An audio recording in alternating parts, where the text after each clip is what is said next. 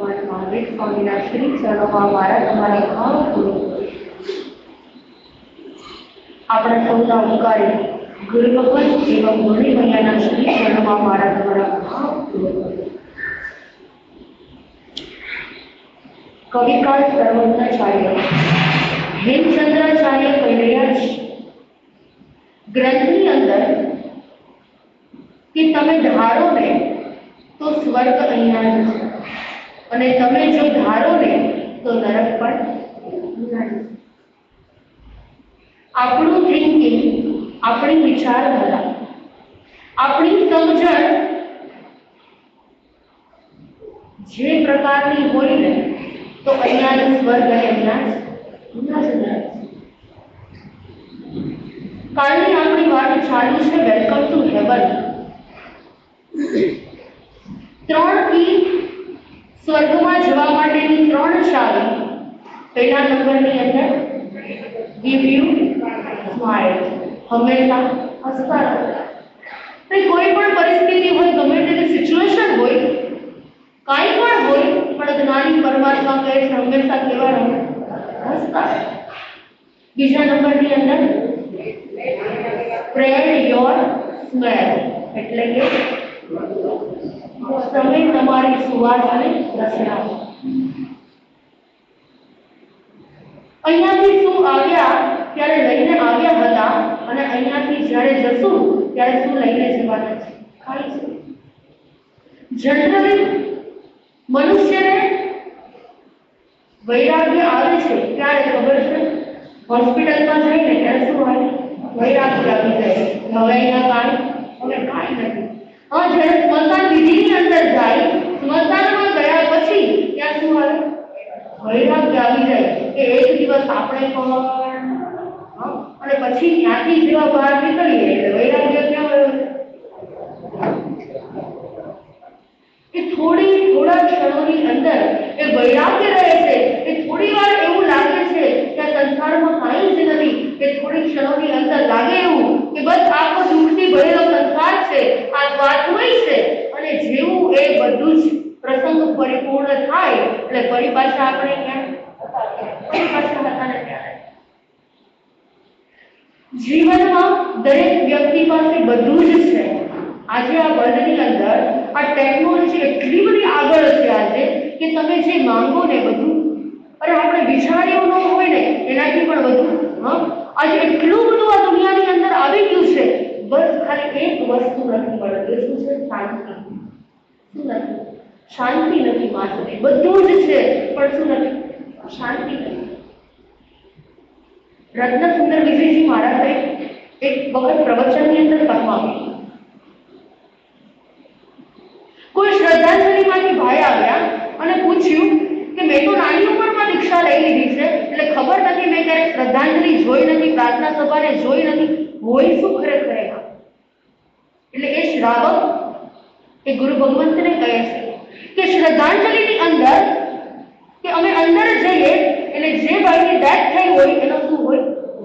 એનો ફોટો હોય અને એના ઉપર હાર લગાવેલો હોય.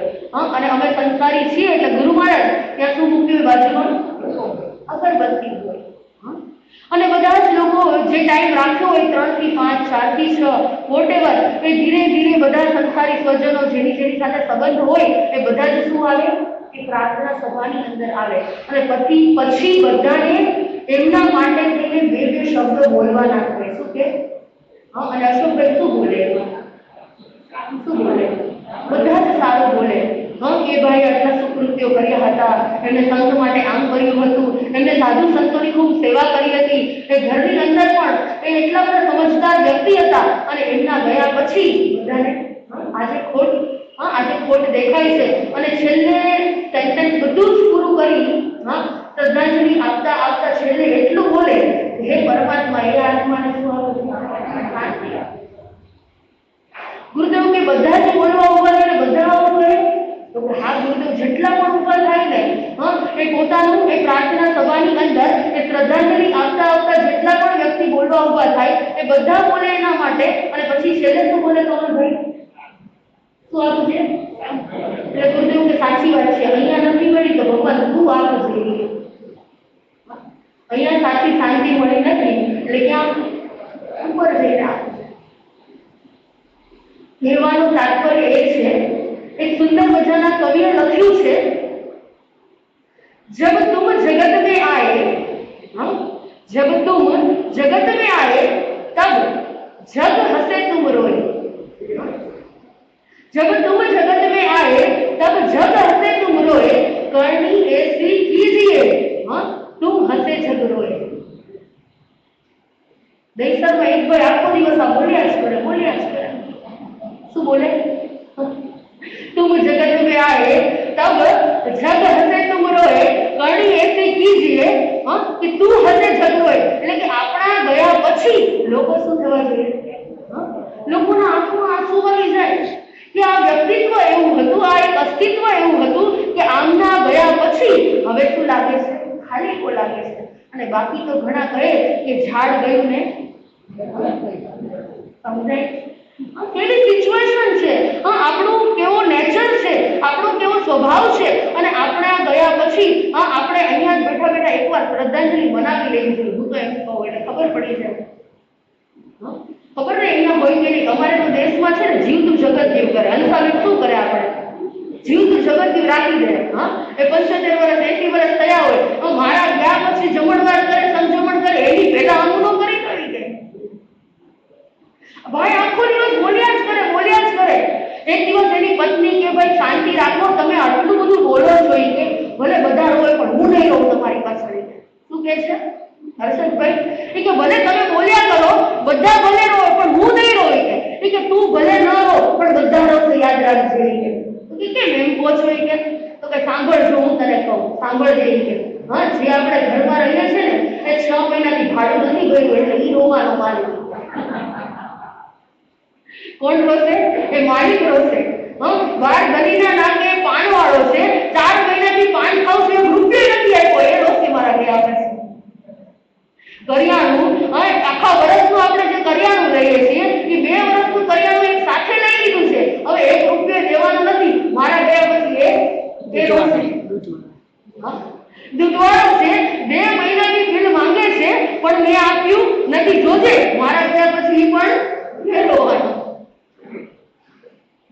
કહેવાનો તાત્પર્ય એ છે કે આપણા ગયા પછી શું થશે, કોણ શું બોલશે, એના પહેલા અહીંયા જ એવું જીવન જીવી લઈએ ને, અહીંયા જ એવી સુવાસ આપણે પ્રસરાવી દઈએ ને કે લોકોને લાગે કે ના, આ વ્યક્તિએ સમાજ માટે કંઈક કર્યું છે, આ વ્યક્તિએ સંત માટે કંઈક કર્યું છે, આ વ્યક્તિએ કુટુંબ માટે કંઈક કર્યું હતું, આ વ્યક્તિએ પરિવાર માટે કંઈક કર્યું છે.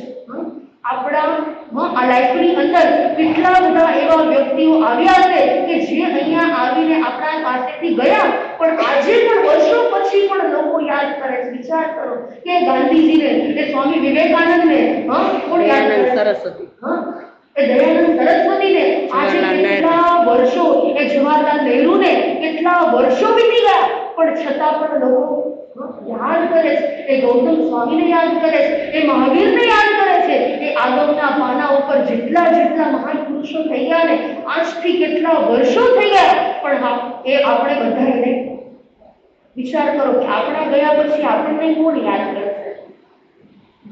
કોણ યાદ કરશે?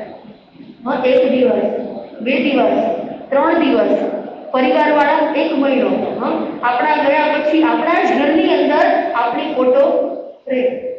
તમને જેની સાથે પ્રેમ હતો, તમને જેની સાથે લાગણી હતી, તમને જેની સાથે મારાપણાનો ભાવ હતો, એ પ્રેમ છે ને, એ પ્રેમની અંદર કન્વર્ટ થઈ જશે.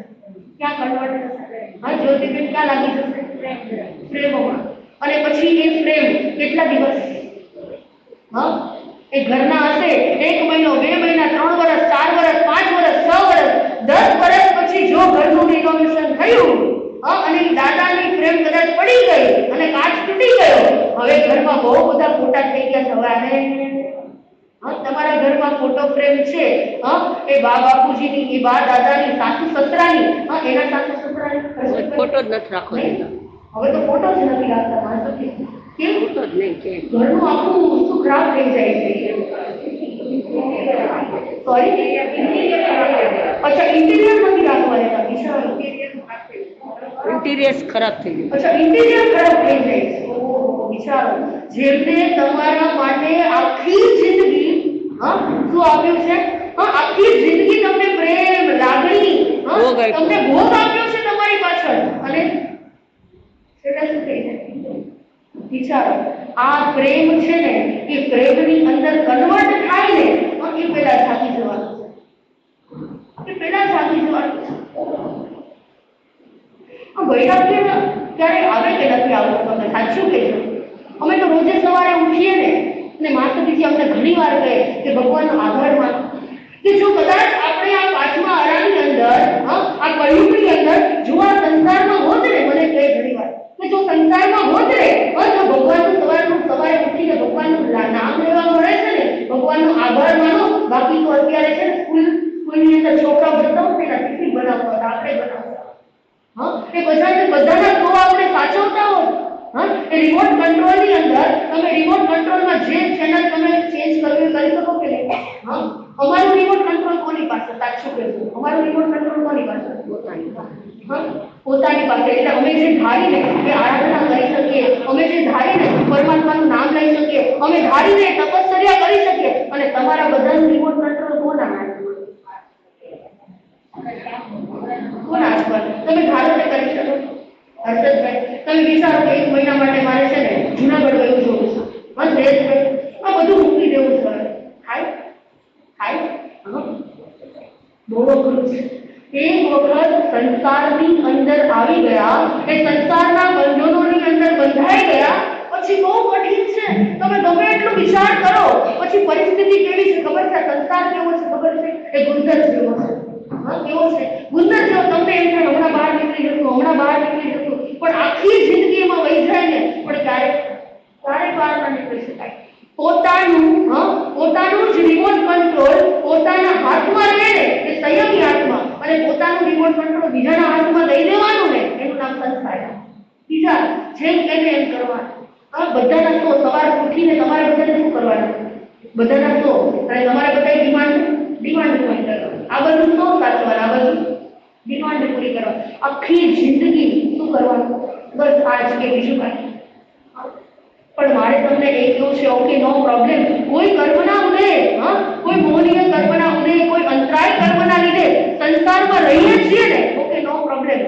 સંસારમાં રહેવું પડે અને તમે બધા રહો છો, પણ હું એમ કહું કે તમે સંસારમાં છો કે તમારામાં સંસાર છે? બંને વચ્ચે બહુ ડિફરન્ટ છે. આપણામાં સંસાર રહેવો અને આપણે સંસારમાં રહેવા, આ બંને વચ્ચે શું છે? બંને વચ્ચે આસમાન જમીનનો ફેર છે. થોડા અલીગ થઈ, થોડા બહાર નીકળો. ઘણા કે માતાજી કરવું તો છે, પણ કે આટલી જવાબદારી છે ને, માતાજી અમારે દર્શન કરવા ચાતુર્માસમાં આવવું તો છે, પણ આ પાછળ છે ને શું થાય? તકલીફ થઈ જાય. તમારે આના તો સાચવવાના, તમારે આમ કરવાનું, આનું સાચવવાનું, શ્રાવકજી ઘરે આવે એટલે બપોરે એનું સાચવવાનું. પણ હું કહું કે જો તમે ન હોય તો બધું સચવાય કે ન સચવાય? આપણા ગયા પછી કઈ બાકી નહીં. તો એની પહેલા એકવાર ટ્રાય કરો ને કે હું ન હોય તો બધું કેમ ચાલે છે. પણ કેટલો મોહ છે, આપણે છોડી નથી શકતા. આપણી એક પણ રિસ્પોન્સિબિલિટી, આપણા એક પણ શેડ્યુલ આપણે થોડા પણ ચેન્જીસ કરી શકીએ? ના કરી શકીએ. ભાઈ, રશિયાની અંદર બહુ બધી ફેક્ટરીઓ, અને એક દિવસ એ રશિયાની ફેક્ટરીના માલિકે બધા જ વર્કરોને બોલાવ્યા. સાંભળજો, બહુ સમજવા જેવી વાત છે. બધાને બોલાવ્યા અને બધાને બોલાવીને 300-350 જણા હતા, અને બધા જ વર્કરને કીધું તમે બધા સાંભળજો કાન ખોલીને કે હું છું ને તમારા બધાનું ઘર ચાલે છે. શું કહેશે? હું છું અને તમારા બધાનું ઘર ચાલે છે. જો હું આ ફેક્ટરીને તાળું લગાવી દઉં ને તો આવતીકાલથી શું થઈ જાય? તમારા બધાને ચાલે. એટલે તમે બધા બરાબર કામ કરો, ધ્યાન રાખો. જે તમે આળસ કરો છો, જે પ્રમાદ કરો છો એ છોડી દો. તમે કંપનીને વફાદાર રહો. બાકી જો આને તાળું લાગી ગયું ને, હું એક વખત કડક નિયમો બનાવી દઈશ ને, પછી તમારી શું હાલત થશે ને એ તમને ખબર નહીં પડે. જો આ માલિક શું કહે છે? હું છું ને બધું જ. હવે સેમ એની બાજુમાં, જે રશિયાની અંદર બાજુમાં બહુ જ મોટી ઇન્ડસ્ટ્રી, એમને પણ એક મીટિંગ રાખી અને એના માલિક ત્યાં આવીને કહે છે, સાંભળજો, સામે પણ 400-500 વર્કર બેઠેલા હોય છે અને હાથ જોડીને કહે છે કે તમે તમારા બધાનો આભાર, તમે છો ને આજે મારી આ ઇન્ડસ્ટ્રીઝ ચાલે છે. શું છે? તમે છો ને આ ઇન્ડસ્ટ્રીઝ ચાલે છે મારી, તમે બધા અહીંયા વર્ક કરો છો ને એટલે આજે મારી કંપનીનું નામ છે. જો તમે ન હોય ને તો મારું શું થાય એ મને ખબર નથી. તમારા બધાનો થેન્ક યુ, આભાર. બંનેમાં કઈ ફેર છે? જો બંનેનું કહેવાનું તાત્પર્ય તો એક જ છે કે તમે છો ને ચાલે છે. ઓલા કહે છે કે હું કહું ને ચાલે છે. આપણા સંસારમાં પણ શું છે? હું હોય ને તો ચાલે છે, જો હું ના હોય તો ખબર પડે. પણ એક વખત ઘરને સ્વર્ગ બનાવવા માટે થઈને, એક વખત તમારા હોમને શું બનાવવું છે, વેલકમ ટુ હેવન બનાવવા માટે થઈને શું કરવાનું? સામેવાળાને કહેવાનું, આજથી નક્કી કરો તમે છો ને તો મને સારું છે. શું કહેવાનું? હું છું તો નહીં, ડેફિનેશન ચેન્જ કરી નાખો કે તમે છો ને તો મને સારું છે. તમે ઘરની હેલ્પ કરો છો ને તો મને. હર્ષદભાઈ કેમ રહે? એકવાર ટ્રાય કરીએ તો. ક્યાં છે રાગીકાજી? ક્યાં બેઠા છે? આ છે ને? હા તમારે શું કહેવાનું? અત્યાર સુધી આપણે એમ કહીએ ને કે હું છું ને, હું ન હોય તો ખબર પડી જાય. શું બોલી? સાચું બોલો. લાઈફમાં એક વાર બોલ્યા છે કે આવું નથી બોલ્યા? બધા આવી જઈએ, બધા આવી જાય, ખબર પડે. રસોડે હડતાલ પડી. હું ન હોય તો ખબર પડી જાય, રસોડું બંધ થઈ જાય. હમણાં હું ન હોય તો ખબર પડે તમારા શોખ કોણ સાચવે એટલા. ખબર પડશે દીકરાની વહુ આવશે ત્યારે. કેટલી વાર આપણે આવું બોલ્યા. પણ આજથી ચેન્જ કરી નાખીએ કે તમે છો ને તો સારું છે. તમે છો ને તો મને સારું છે. ઘરને સ્વર્ગ બનાવવા માટે થઈને આજુબાજુ વાળાને નહીં પણ પોતે જ પુરુષાર્થ કરવાનો છે. કોને પુરુષાર્થ કરવાનો? પોતે જ પુરુષાર્થ કરવાનો છે. આપણા હોવું ન હોવું એ બહુ મોટો ફરક નથી, પણ આપણે જ્યાં છીએ ને ત્યાં છે ને એ ઘરને મંદિર બનાવી દેવું ને એ આપણા હાથની વાત છે. આપણા વિચારો છે ને આપણા જ વિચારો એ આપણને સ્વર્ગમાં લઈ જાય અને આપણા જ વિચારો આપણને દુર્ગતિમાં લઈ જાય છે. કવિએ બહુ સુંદર મજાનું લખ્યું છે કે સત્યને જૂઠ થતા વાર નથી લાગતી. એક સત્યને જૂઠ થતા વાર નથી લાગતી, વસ્તીને વેરાન થતા વાર નથી લાગતી. આ જીભને કટાર થતા વાર નથી લાગતી, વસ્તુને નુકસાન થતા વાર નથી લાગતી. એવી જ રીતે આ સ્વર્ગને નરક થતા વાર નથી લાગતી. કેટલી વાર લાગે? ઘરમાં એકદમ શાંતિ હોય, ઘણાને શાંતિ ન ગમે, ઘણા એવા હોય શાંતિ ન ગમે, રોજે કંઈક થવું જ જોઈએ તો જ આનંદ આવે. તરીકે લાગે કેમ નહીં કહેવાનું? ઝઘડો તો હોવો જોઈએ ને. શું કહેવાય? બાજુવાળાને ખબર તો પડી જોઈએ કે શું છે શું. નવા દાંપત્ય જીવન અને દહીસરમાં નવા રહેવા આવ્યા અને 5th ફ્લોર પર રેન્ટ ઉપર રહે છે અને લગ્નના 1-2 વર્ષ પરિપૂર્ણ થયા અને અચાનક એક દિવસ સવારમાં એટલો બધો ઝઘડો અને બાજુમાં રહેતા કાકા વિચાર કરે છે કે 2 વર્ષથી આ બંને જણા રહે છે પણ ક્યારે અવાજ નથી સાંભળ્યો, બંનેને ઝઘડતા નથી જોયા, બોલતા નથી જોયા. આજે આ શું થઈ ગયું? અને કાકાને એવું થયું કે લાવ હું વળી જાઉં અને કંઈક સમાધાન કરાવું. હર્ષદભાઈ જેવા કોઈ સમજદાર હશે અને ત્યાં ગયા, ખખડાવ્યું અને દરવાજો ખોલ્યો અને હસબન્ડ વાઈફ બંને જણા ઝઘડતા હતા. પૂછ્યું કે ભાઈ શું છે તકલીફ?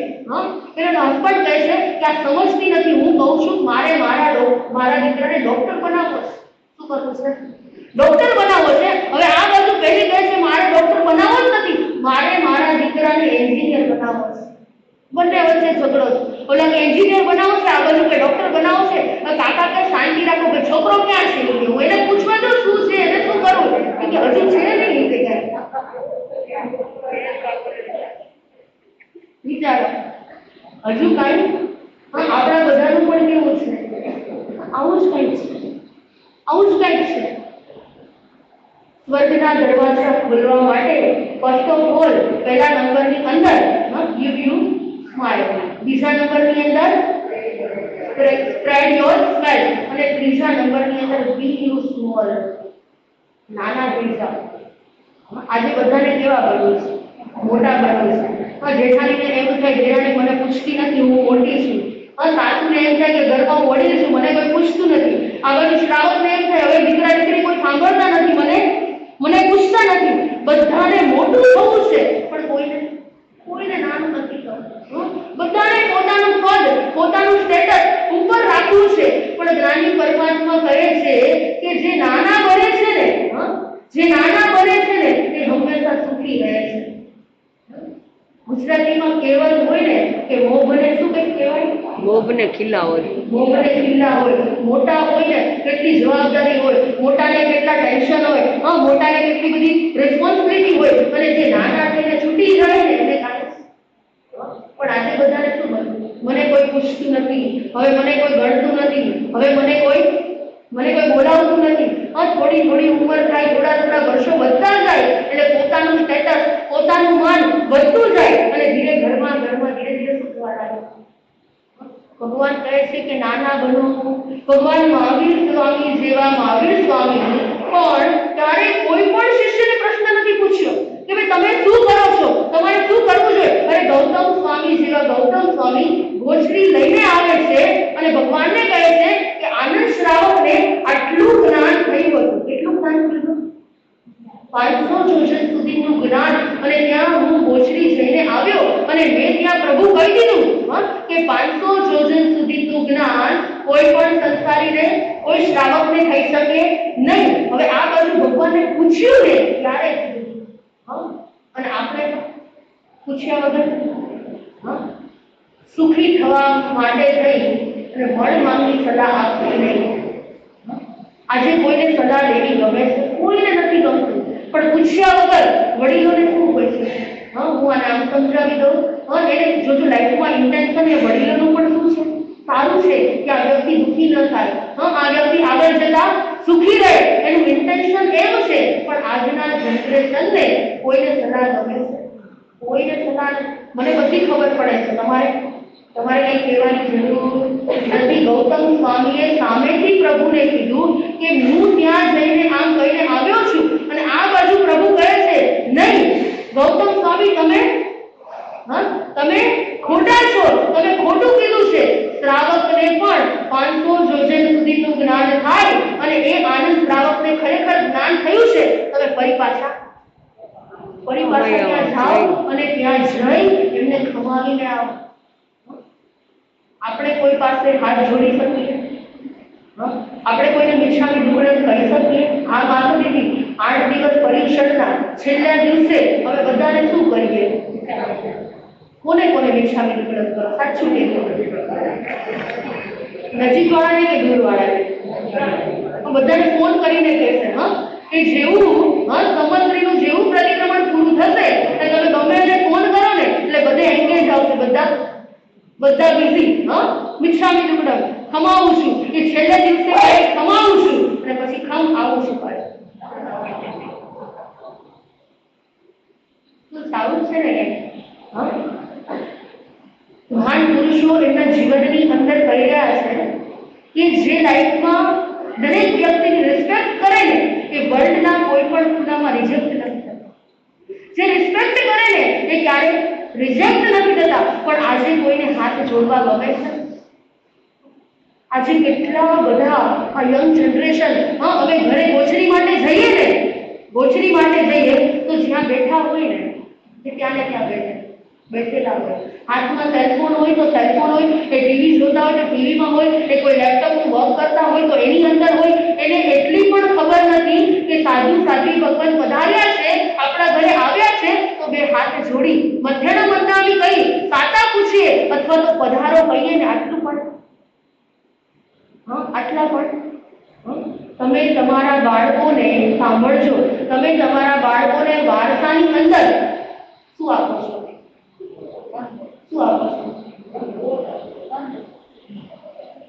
તમે તમારા વાર્તામાં ગોલ્ડ આપશો એને, તમારા જેટલા પૈસા છે, રૂપિયા તમે એને આપશો, જેટલી બધી પ્રોપર્ટીઝ છે બધું જ તમે આપશો. કદાચ એ નહીં આપો ને તો ચાલશે, પણ સંસ્કાર આપવાનું ભૂલશો નહીં. જો રસ્તામાં જતા એ કદાચ ગાડી ઉપર હોય, બાઇક ઉપર હોય, એને કોઈ સાધુ સંત મળે તો કેટલા લોકો વંદન કરે. તમે બધા તો કરો, તમે તો બધા બહુ ડાયા છો, એકદમ શુભ્ર છો, ઉપાશ્રયમાં આવનારા છો, 3 સામાયિક કરનારા છો, પ્રતિક્રમણ તમે બધા જ શ્રાવકના ગુણધર્મને ફોલો કરો છો. પણ જે તમારા ભાવિ પેઢી છે એ કરે કે ન કરે? એ કોઈ ન કરે. પછી કે માછલી કાલ તમને મોટું રસ્તામાં મળ્યો તો તમે જોયો કે ન જોયો? હા, એ મોટુડાને એ કોણ મોટુડો? તો કાનમાં આવીને ભરાવ્યા હતા ભૂમડા એ કે હા હેન્ડ ફ્રી ભરાવ્યું. મેં કીધું અમને કઈ ખબર હેન્ડ ફ્રી અમને તો થોડો તમારા મોટુડાની ખબર હોય. એ મોટુડો ઉપાશ્રયમાં આવે તો ખબર પડે કે આ તમારો. ધીરે ધીરે વિચાર કરો. ધીરે ધીરે હવે કેવી સિચ્યુએશન 10 20 25 વર્ષ પહેલા પછી આપણે આપણો જૈન ધર્મના ઇતિહાસને અત્યારે વિચાર કરીએ ને અત્યારે ધીરે ધીરે છે ને મોર ચકલી આ બધું જે છે ને બાળકોને ભણવામાં શું આવી ગયા પિક્ચર કે આ છે ને મોર હતો, આ આવી ચકલી હતી, આવા પક્ષી હતા. હવે આજે બહુ ઓછા મળે જોવા. તમે જો એટલે ધીરે ધીરે આપણું પણ આવું એક ધર્મ સ્થાનક છે ને એ બુકમાં લખાઈ જશે કે અહીંયા આપણા દાદા બેસતા હતા, અહીંયા બા બેસતા હતા, અહીંયા એકના મહારાજ માસ્ટરજી પ્રવચન આપતા હતા. એ બુકમાં છોકરાઓ હવે ખાલી ધીરે ધીરે શું કરશે? જો ધર્મ સ્થાનકની અંદર એ બાળકોને સંસ્કાર આપવામાં નહીં આવે તો ધીરે ધીરે બધું જ લુપ્ત થતું જશે. આ બાજુ જોજો વસંતપુર નામનું નગર જ્યાં ધર્મના સંસ્કાર છે આ બાજુ આતાને આંગલ કરવાના ભાવ થયા છે. કાલે આપણે પણ અહીંયા બાળકોને તેના ભાવ થયા. કેટલા બાળકોએ આંગલ કરી? ઓકે 9 બાળકો. ખૂબ ખૂબ ધન્યવાદ, અનુમોદના. આ બાજુ આસાને પણ આંગલ કરવાના ભાવ થયા. એની માએ ઢોકળું બનાવ્યું. પહેલો દિવસ હોય છે એ આગલે દિવસે માતાજીને કહે છે કે મારે પણ આંગલ છે, આપ મારા ઘરે પધારજો. આ બાજુ એની માતા સમતાબેન એ ધર્મ સ્થાનકની અંદર જીનવાણીનું શ્રવણ કરવા માટે જાય છે. 3 સામાયિક કરે છે અને સામાયિકની અંદર એ સામાયિક કરતા કરતા સામાયિક પૂરી થઈ અને આ બાજુ સાધ્વી ભગવાન ક્યાં પધાર્યા? બોજરી માટે નીકળ્યા અને એ નગરની અંદર નીકળ્યા અને આ બાજુ આશાનું ઘર આવ્યું અને આશા બહાર ઊભી હોય છે અને આશા એ માતાજીને શું કહે છે? ભાવના ભાવે છે કે મારે પણ આંગલ છે, આપ પધારો. અને એ સાધ્વીજી ભગવાન તેના ઘરે જાય છે. શું હોય છે? ખાલી એક ઢોકળું. આપણા શ્રી સંઘની અંદર કેટલી આઈટમ છે? કેટલી આઈટમ? 20 25 30 35 40 આઈટમ. આ બાજુ ફક્ત ને ફક્ત એક ઢોકળું જે કરી અને આંગલ કરવાના છે એ આશાબેનના ઘરે સાધ્વી ભગવાન પધારે છે અને આ બાજુ એ ઢોકળાની થાળી ખોલી અને બે વચ્ચે શું કર્યું? 2 ભાગ કર્યા અને અડધો ભાગ કોને ઓરાવ્યો? અડધો ભાગ એ સાધ્વીજી ભગવાનને ઓરાવ્યો. એ સાધ્વીજી ભગવાન તો ત્યાંથી ગોશ્રી લઈને નીકળી ગયા. હવે આ બાજુ એની માતા સમતાબેન આવે છે અને એની જ બાજુમાં રહેલા મમતાબેન આ દ્રશ્યને જોઈ લીધું કે ઘરમાં ખાવાના વાંધા છે પણ છતાંય તે એના ઘરની અંદર કોઈ સફેદ વસ્ત્રધારી આવ્યા અને ઘરમાં જે હતું એ બધું જ લઈ ગયા. આપણા લાઈફમાં પણ આ મમતા છે ને એ શું કામ કરે છે? એ મમતા જ રાગ દ્વેષ કરાવવાનું કામ કરે છે.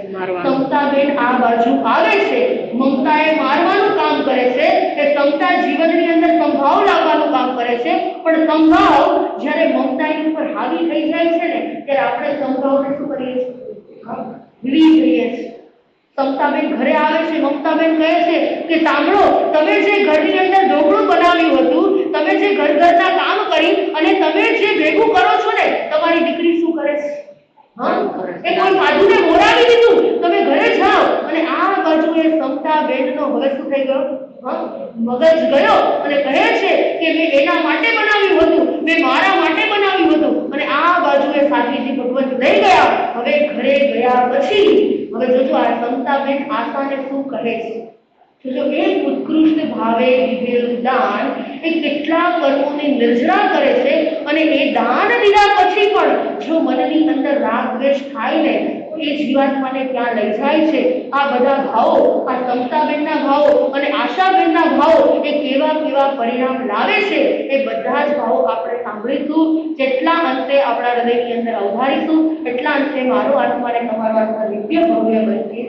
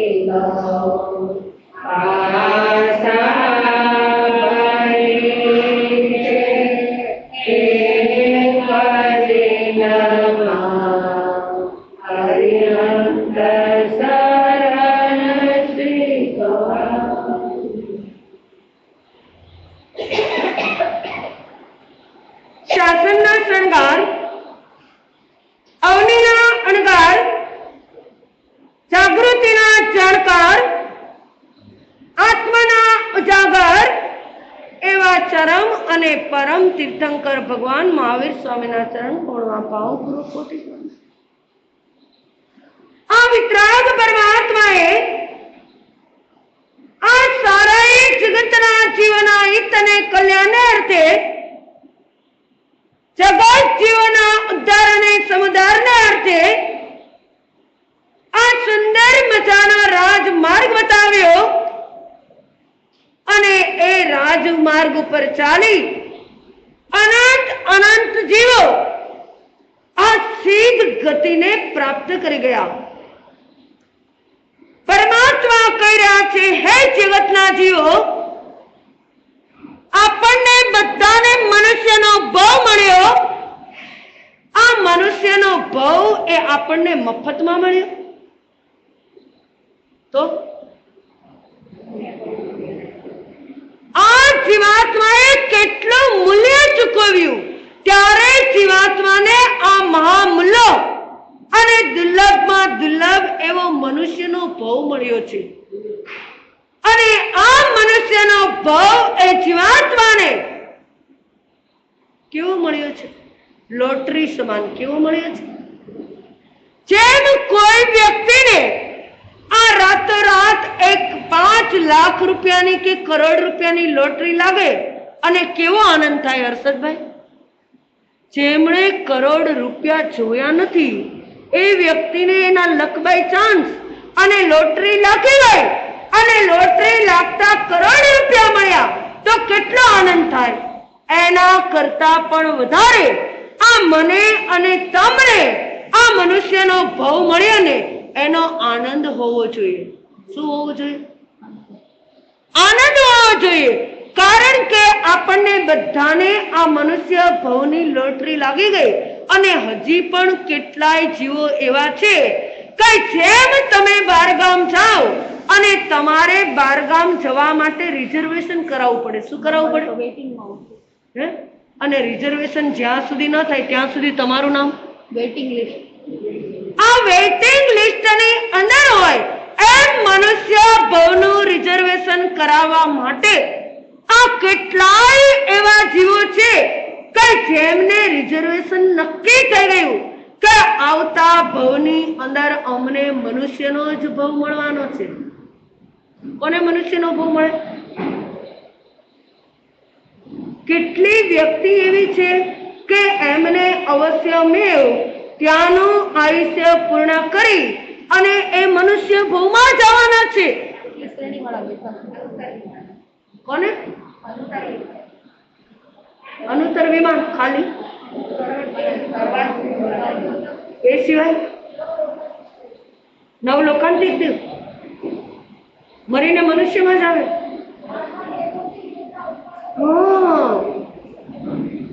અરે જેમની સીટ રિઝર્વેશન થઈ ગઈ એવા સમ્યક દ્રષ્ટિ એવા નારકી અને દેવ. અરે 9મું 10મું 11મું અને 12મું દેવલોક, 9 ગ્રેવિક અને 5 અનુત્તર વિમાન, આટલા જીવોની રિઝર્વેશન બુક કે એ લોકો ત્યાંનું આયુષ્ય પૂર્ણ કરી અને અવશ્યમેવ મનુષ્યમાં જન્મ થવાનો છે. ક્યાં થવાનો? અરે દેવલોકના દેવો ઝંકી રહ્યા છે ક્યારે અમને મનુષ્યનો ભાવ મળે અને આપણે બધા શેની ઝંખના કરીએ? દેવલોકની. કેમ? શા માટે દેવલોકની ઝંખના? આપણે બધા શેની ઝંખના કરીએ? કઈ ગતિમાં જવાની? મોક્ષમાં જવું છે. અરે ભાઈ, 5મા આરામાં મોક્ષના દ્વાર બનશે આપણા માટે. આ 5મા આરાની અંદર ભરત અને ઈર્વશ ક્ષેત્રને માટે મોક્ષના દ્વાર બંધ થઈ ગયા. કોણે બંધ કર્યા? જંબુસ્વામીએ બંધ કર્યા. કારણ કે છેલ્લા જંબુસ્વામી મોક્ષમાં ગયા અને ઉઘાડ્યા હતા કોણે? બધાને ખબર છે કે ઉઘાડ્યા મોક્ષના દ્વાર મરુદેવી માતાએ અને બંધ કર્યા જંબુકુમારે. તો હવે આપણા માટે 4 ગતિ જ ખુલ્લી છે. મોક્ષ ગતિ બંધ છે અહીંયાથી. તો ક્યાં જવું છે મારે અને તમારે?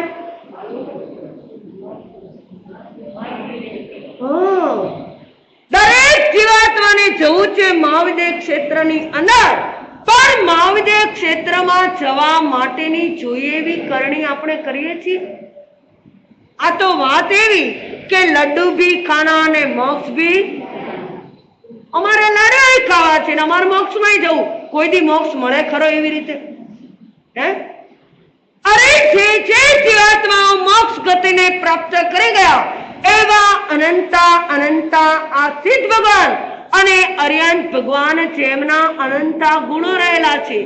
અને ત્યાર પછી આવ્યા આપણે બે દેવ, એની વાત થઈ ગઈ. અને ત્યાર પછી આપણે વાત કરી રહ્યા છીએ ત્રીજી કોની? ગુરુની. કે આ ગુરુના સ્થાને આચાર્ય, ઉપાધ્યાય અને સાધુ ભગવંતો. પણ આજે આંબિલની ઓળીનો કેટલામો દિવસ? આ ચોથો દિવસ આંબિલની આરાધનાનો, એટલે ઉપાધ્યાય ભગવાનનો આજનો દિવસ. જેમ કહેવાય કે નામ વગર ક્યારેય વ્યક્તિ ન ઓળખાય. અરે નામ વગર ક્યારેય વ્યક્તિ ન ઓળખાય, રંગ વગર ક્યારેય વસ્તુ ન ઓળખાય, અરે સ્વાદ વગર ક્યારેય મિષ્ટાન ન ઓળખાય, અને સુગંધ વિના ક્યારેય પુષ્પ ન ઓળખી શકાય. એમ ગુણ વગર ક્યારેય ગુણી ઓળખી શકાતા નથી. એવા અનેક ગુણોના ધારક એવા પંચ પરમેષ્ઠી ભગવાન, પરમ તિષ્ઠતિ ઇતિ પરમેષ્ઠી, જે પરમ સ્થાનને પ્રાપ્ત કરી ગયા એવા પંચ પરમેષ્ઠી ભગવાનની આપણે વાત કરવાની. કે આ આચાર્ય અને ઉપાધ્યાય અને સાધુ ભગવંતો આ ગુરુના સ્થાનની અંદર રહેલા છે. આપણે વાત કરી ગઈકાલે આચાર્ય ભગવંતની. જો આચાર્ય ભગવંત વડાપ્રધાન હોય તો ઉપાધ્યાય ભગવાન એ કોણ હોય? તો કે પ્રધાન અને મંત્રી સમાન હોય. આચાર્ય ભગવાન જો બોધક ગુરુ હોય તો ઉપાધ્યાય ભગવાન એ સંરક્ષણ પ્રધાન હોય. આચાર્ય ભગવાન જો આ બહારના કામની અંદર એ વ્યસ્ત હોય, એટલે કહેવાય કે આચાર્ય ભગવાન જો વિદેશ પ્રધાન હોય તો ઉપાધ્યાય ભગવાન એ સંરક્ષણ પ્રધાન હોય. કે આચાર્ય ભગવાન બાહ્ય પ્રવૃત્તિની અંદર વ્યસ્ત હોય તો ઉપાધ્યાય ભગવાન અંદરની પ્રવૃત્તિમાં વ્યસ્ત હોય. કારણ કે જો અંદરની પ્રવૃત્તિ બરાબર હોય તો જ બાહ્યની પ્રવૃત્તિ બરાબર ચાલે. પણ તમારા જગતની અંદર જેમ વ્યવસ્થા છે ને, એમ શાસનની અંદર પણ આ શાસનની અંદર પણ વ્યવસ્થા હોવી જોઈએ. અને તો જ આ શાસન એ આપણું વ્યવસ્થિત ચાલે.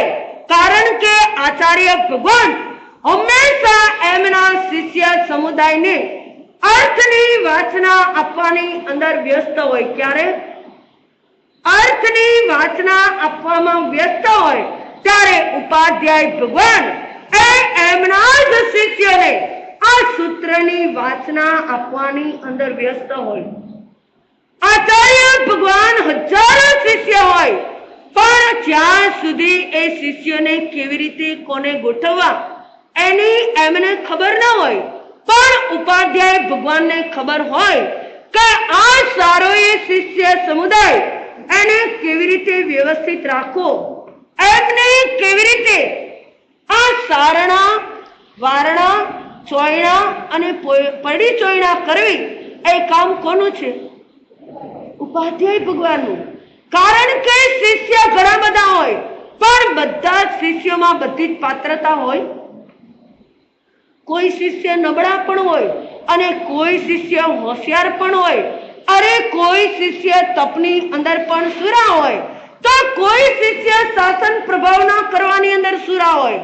પણ જો ઉપાધ્યાય ભગવાન એ કઈક શિષ્યોના જીવનની અંદર જોવે કે આ શિષ્ય તપની અંદર બરાબર છે, તો એને તપની અંદર જોડવાનું કામ કરે. શું કરે? અરે આ શિષ્ય શાસન પ્રભાવવાની કેપેસિટી એનામાં છે, તો એને સુધર્મની પાઠ સંભાળવાનું કામ એને સોંપે. કોઈ શિષ્યને જ્ઞાન ઉત્કૃષ્ટ ચડતું હોય તો તેને જ્ઞાનની અંદર જોડી દે કે 5 વર્ષ સુધી તમે તમારા ભણવાની અંદર મસ્ત રહો, કારણ કે ભણેલું હંમેશા કામ આવે ને. ક્યારે કામ આવે? અરે આ જ્ઞાન જો જીવાત્માએ મેળવ્યું હોય ને તો ભગવાન કહી રહ્યા છે જ્ઞાન એ કેવું છે તો કે આભવિક, પરભવિક અને તદુભવિક. આ ભવની અંદર પણ કામ આવે અને આ જ જ્ઞાન જીવાત્માને પરભવની અંદર પણ સાથે લઈ જાય કે ન લઈ જાય? અરે સાથે લઈને જાય. અને પરભવિક અને તદુભવિક બંને ભવની અંદર આ જ્ઞાન કામ આવે તો કોઈ એવો શિષ્ય હોય આ જેમણે જ્ઞાનાવરણીય કર્મનો જોરદાર ક્ષય કર્યો હોય તો એમને જ્ઞાન ભણવાની અંદર મૂકી દે. અરે કોઈ એવા શિષ્ય હોય કે જેમને જ્ઞાનની કેપેસિટી નથી, જેમને તપ કરવાની કેપેસિટી નથી, જેમને શાસન પ્રભાવના કરવાની કેપેસિટી નથી અને છતાંય એમને સંયમ અંગીકાર કર્યો છે તો એમને શેમાં જોડી દે? શેમાં? વયાવચમાં. ક્યાં જોડે? એમને સેવા અને વયાવચની અંદર જોડી દે. ભગવાન કહી રહ્યા છે મારો સાધક આત્મા એ વયાવચ દ્વારા પણ તીર્થંકર નામ ગોત્ર ઉપાર્જન કરી શકે છે. એટલા માટે ઉપાધ્યાય ભગવાન હંમેશને માટે આ સારા એ જગતની અંદર કોઈ પણ જીવાત્માના અજ્ઞાન હોય, અવિદ્યા હોય એને ટાળી અને જ્ઞાનની પ્રાપ્તિ કરાવનાર એવા ઉપાધ્યાય ભગવાન રહેલા છે. અને એ જ ઉપાધ્યાય ભગવાન અનંતી અવિદ્યાને ટાળી અને વિદ્યાને પ્રાપ્ત કરાવનાર છે.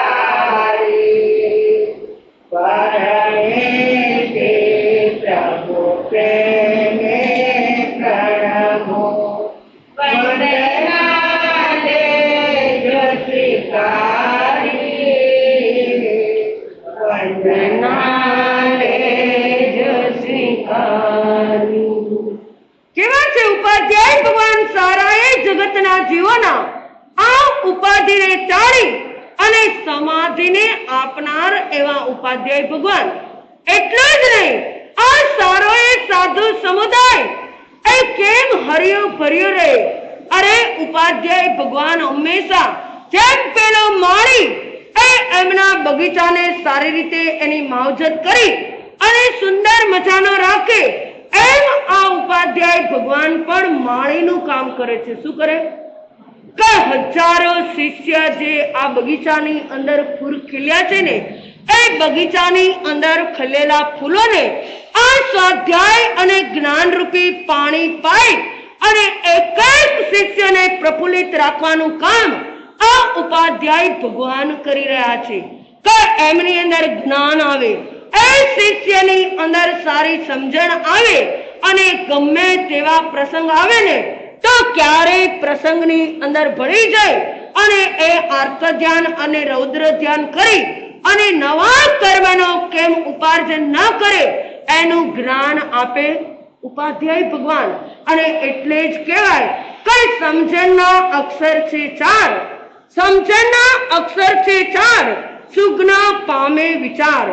અરે મિથ્યા પંડિતને ભાર, અરે મૂર્ખ કરે વિચાર.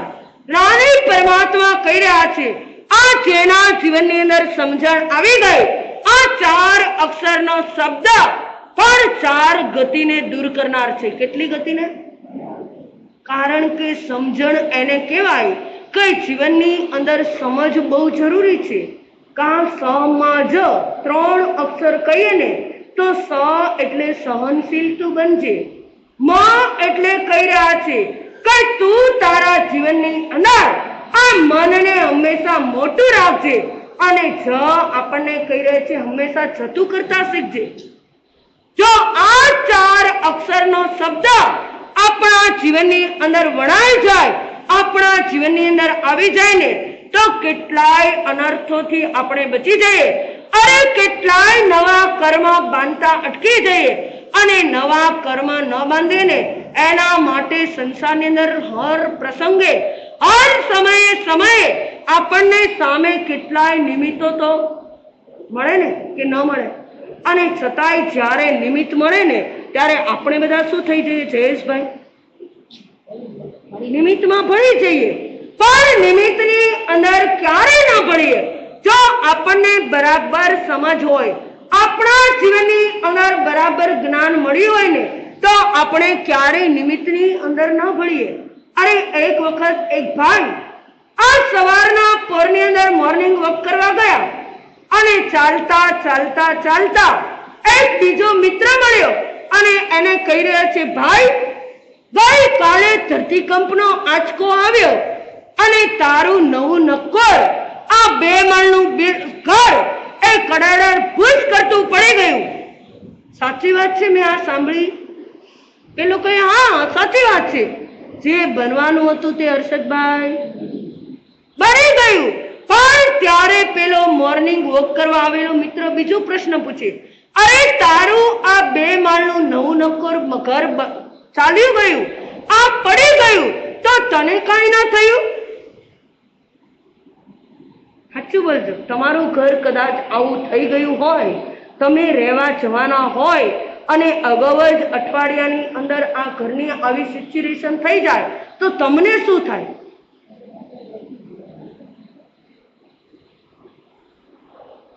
આ મિત્ર કહી રહ્યો છે મને કાંઈ નહીં થયું, હું ભગવાનનો ઉપકાર માનું, ભગવાનનો પાડ માનું છું.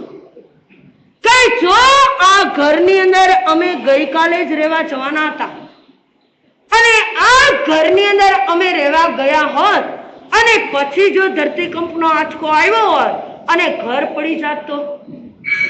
એટલા અમે પરમાત્માનો આભાર માનીએ છીએ, આ પરમાત્માનો પાર માનીએ છીએ, કારણ કે એના જીવનની અંદર સમજણ હતી, એના જીવનની અંદર જ્ઞાન હતું.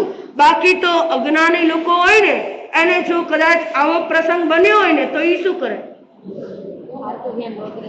આર્ત ધ્યાન રૌદ્ર ધ્યાન કરે. અરે મકાન બનાવનાર એવા બિલ્ડરને પણ દોષ આપે, એને પણ ગાળો આપે, એને પણ દોષ આપે, એની ઉપર પણ રોષ રાખે.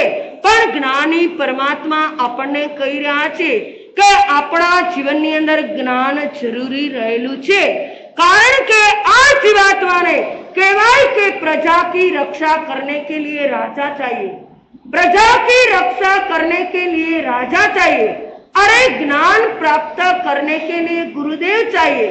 आ साधु साध्वी श्रावक ने श्राविका आ संघની રક્ષા કરવાને માટે ઉપાધ્યાય चाहिए। શું જોઈએ?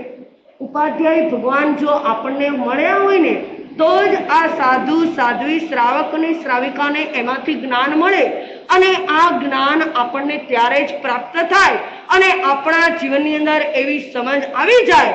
પણ આ ઉપાધ્યાય ભગવાન એ સારા એ જગતની અંદર આ સર્વ જીવોને જ્ઞાનની કેમ પ્રાપ્તિ થાય એટલા માટે આપણને ઉપાધ્યાય ભગવાન બતાવ્યા। એવા ઉપાધ્યાય ભગવાનના ગુણ કેટલા? કયા 25 ગુણ?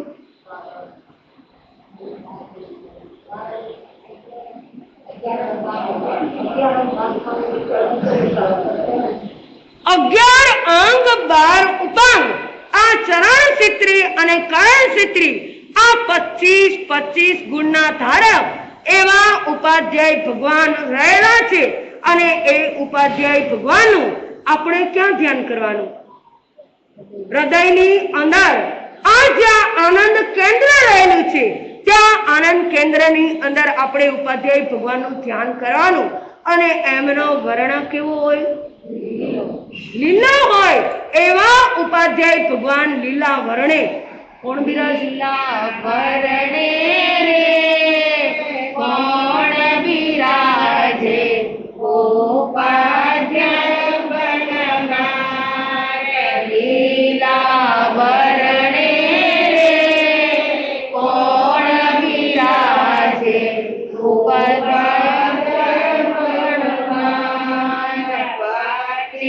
ગુણથી રે શોભે છે અજ્ઞાન તારણહાર 25 ગુણથી રે શોભે છે અજ્ઞાન તારણહાર તારજો રે ભૂલા પડેલા ને તારજો રે કીર્તાર તારજો રે ભૂલા પડેલા ને તારજો રે કીર્તાર ઘોર અંધારા રે તારે જો નવકાર મંત્ર મહાન ઘોર અંધારા રે તારે તો નવકાર મંત્ર મહાન. શું કીધું? આ ઉપાધ્યાય ભગવાનનો વર્ણ લીલો. આ વર્ણ જો આપણે લીલા રંગનું ધ્યાન કરીએ ને તો આપણા જીવનની અંદર પ્રગતિ થાય, આપણું ઉત્થાન થાય. આ લીલો વર્ણ એ શાંતિનો દૂત છે. કેવો છે? આ જીવાત્માને શાંતિ પ્રાપ્ત કરાવનાર અને આપણા શરીરની અંદર આપણા આ એક એક રોમ રહે છે ને એ કેવા કલરની નસો છે ને આપણી એ કેવા કલરની? એ લીલા કલરની. અને આપણો આ ભારત દેશનો નકશાની અંદર કલર લીલો, કારણ કે ભારત દેશ એ કૃષિ પ્રધાન દેશ રહેલો છે એટલા માટે એનો વર્ણ પણ કેવો? આ લીલો. અને સરસ્વતી માતાની પૂજા પણ લીલા કલરથી થાય. એટલું જ નહીં, જ્યારે આપણે કોઈ પણ પહેલાના જમાનાની અંદર ઓફિસો હતી તો ઓફિસની અંદર ગાદી તકિયા કેવા કલરના? આ લીલા કલરના. અને હોસ્પિટલની અંદર બધી જ જગ્યાએ તમે જુઓ તો પડદા, હોસ્પિટલની અંદર ડોક્ટર ઓપરેશન કરે ત્યારે કપડા લીલા.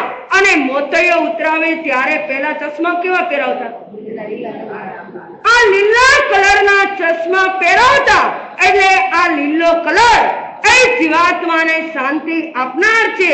આપણા શરીરની અંદર જ્યારે આ લીલો રંગ ઓછો થઈ જાય ને તો આપણો સ્વભાવ ચીડિયો થઈ જાય. કેવો થઈ જાય? આપણે ગમે તેવી વ્યક્તિનું સારું હોય ને તોય આપણે સાંભળવા તૈયાર ન થઈએ. તો આપણા શરીરની અંદર આ લીલા વર્ણની વૃદ્ધિ માટે આપણે ઉપાધ્યાય ભગવાનનું ધ્યાન કરવાનું. એવા ઉપાધ્યાય ભગવાનના ગુણ 25. આજે 25 વંદના, 25 લોગસનો કાવસવ અને નમો ઉત્સાયણમની 20 માળા ગણી આજના દિવસની આપણે સાધના અને આરાધના કરી આપણે પણ વહેલા મોક્ષના સુખને પામીએ.